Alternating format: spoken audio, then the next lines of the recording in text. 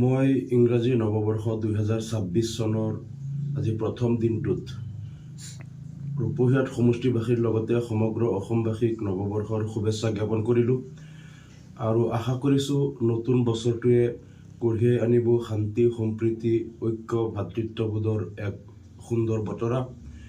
আৰু এই নতুন বছৰটোত যিবিলাক সাম্প্ৰদায়িক বা বিভাজনকাৰী অপশক্তি আছে তেওঁলোকৰ সকলো চক্ৰান্ত ব্যৰ্থ হওক আৰু সকলো জাতি জনগোষ্ঠী, সকলো ধৰ্মীয় গোষ্ঠী আৰু সকলো শ্ৰেণীৰ লোকৰ মাজত বিৰাজ কৰক সদ্ভাৱ, সম্প্ৰীতি, শান্তি, ঐক্য আৰু প্ৰগতি।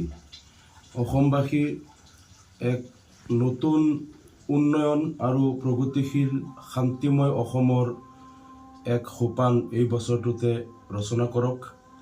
আৰু আমি আশা কৰিছোঁ আমাৰ AIUDF দলৰ মাননীয় সভাপতি মৌলানা বদৰুদ্দিন আজমল সাহেবৰ সুস্থতা আৰু সুস্বাস্থ্য আৰু দীৰ্ঘায়ু আমি কামনা কৰিলোঁ।